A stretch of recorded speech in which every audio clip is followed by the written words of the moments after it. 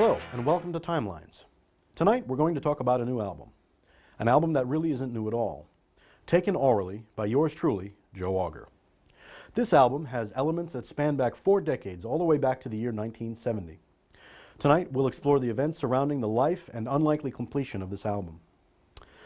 First, we go back to a time when it wasn't so late in the day, and waking up late was a thing of the past in a forward-thinking world.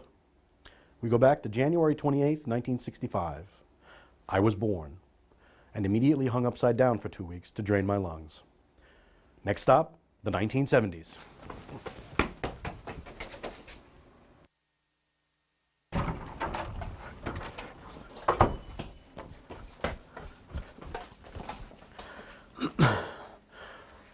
Hello, and welcome to the 1970s. In 1970, a song was written by a band called Procol Harum and released on this album called A Salty Dog.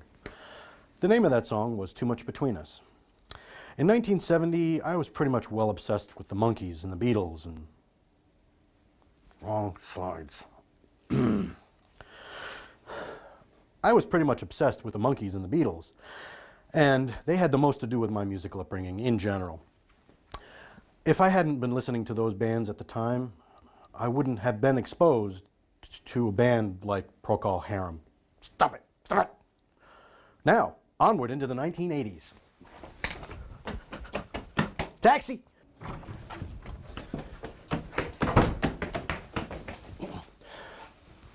Welcome to the 1980s. In 1986, I was in a band called Curio. We wore skinny ties.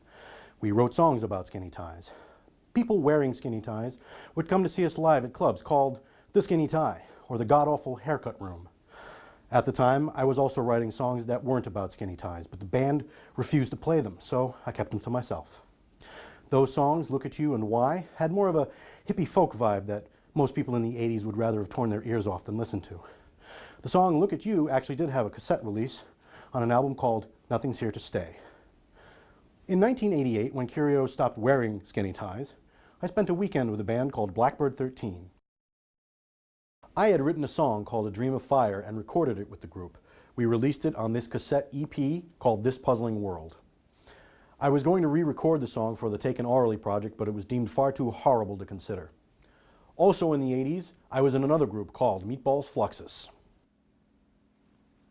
Meatballs Fluxus were an avant-garde comedy group that were thoroughly interested in finding artistic excuses to drink copious amounts of alcohol on stage without rehearsing much. The instrumental, 66 Strings, was written around this time but would not have fit into the repertoire, so I didn't go to rehearsal that day. Then I drank some beer in a very, very artistic way. Onward, into the 1990s. All right.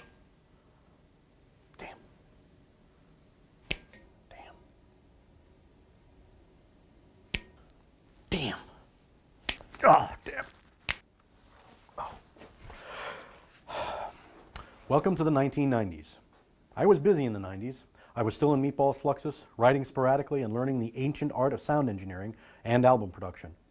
At this time, I created a record label called Cork Productions and recorded many local acts at Providence, Rhode Island, whose albums sold dozens and dozens of copies. Well, a dozen. Anyway, at this time I also had written a song called Love is Confusion and actually performed it live with a part-time band I was in at the time called Infrared. We played for a lot of people. Well, a dozen. Another song that I had written at this time was called Pea and a Promise, and it was originally slated to be on the Taken Aurally project, but sounded somewhat out of place, so I decided to take it off the roster and make pea soup.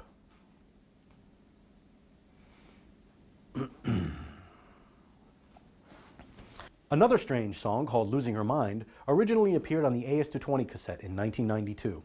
I was going to include it on the Taken Aurally project as a bonus track, but it made the album kind of lopsided, so I took it off. Apart from the fact that it was just the absolute god-awful, most awful, you have no idea how awful this song, I have no idea what possessed me.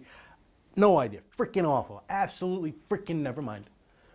In 1993, my dear friend and ex-bandmate, Keith Munslow, wrote a song called 7,000 Years while he was in a band called the Smoking Jackets. I loved the song because it was so depressing, so I knew I just had to cover it. I got the blessing from Keith to do the song under these stipulations.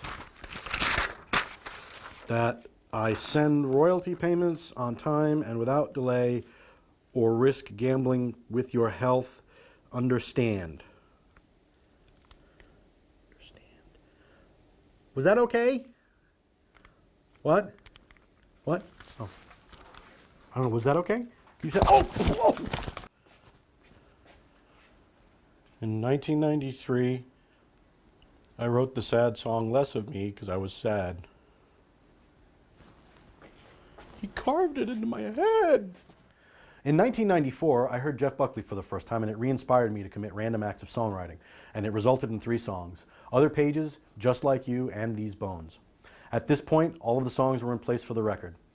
Some recording happened, but other events intervened to put the album on hold for 12 years. In 1995, however, a cassette called Shaking Off the Rust, which contained shaky versions of some of the songs, was released. Thankfully, no one cared, so most of the songs went unheard. At this point, time just flies by. In 1997, I wrote 20 songs in a month due to heartburn. 14 of those songs, with one cover song, was recorded and released in 1998 as The Long Term. I've been told that the album went tinfoil in Paraguay. In 1999, I wrote a still unfinished album of 14 songs called The Fool's Paradise, also the product of heartburn. I hope to finish the album and release it soon. Stay tuned.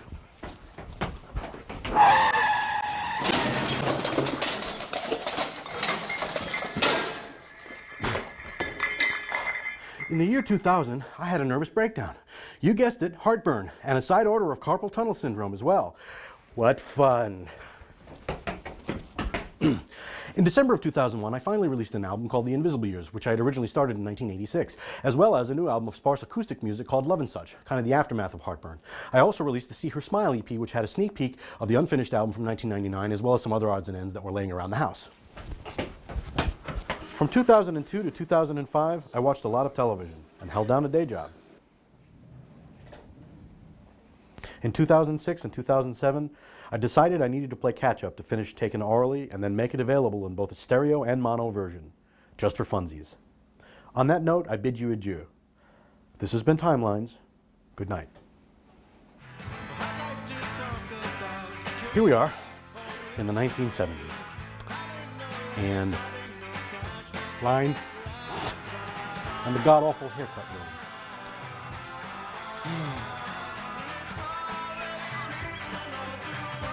People with boing, boing. At the time, I was also wearing. Yeah, I know what I'm doing. That's right. We wore skinny ties. We wrote songs about skinny ties. People wearing skinny ties would come to see us at clubs.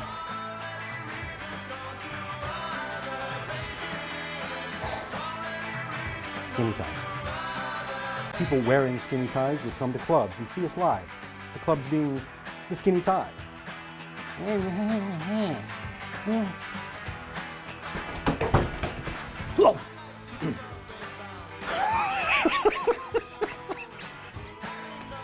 Wow. Okay.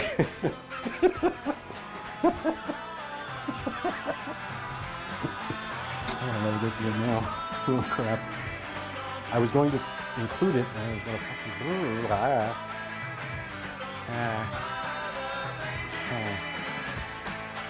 Great.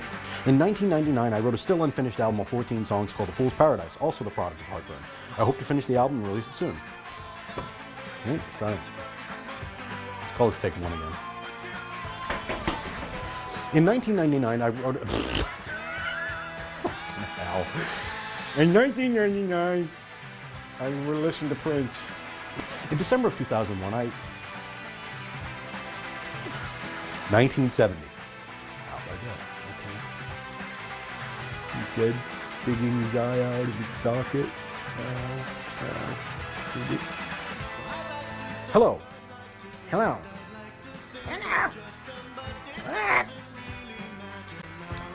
Hello, and welcome to Timelines. Tonight, fuck. This album spans 4 decades. I'm lying. Lying. All a big lie. Time just flies by. I know, it sounds supposed to be. Supposed to be. I do it again. I will do it again. I will do it again. And again and again. 1, 2, 3, 4, 5. 1, 2, 3, 4, 5. 1, 2, 3, 4, 5. Okay. Ready?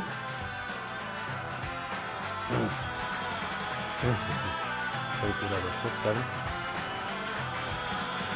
In 1994, I heard Jeff Buckley for the first time, and it re-inspired me to commit random acts of songwriting, which resulted in 3 songs. Other pages, belching, vomiting. One more time.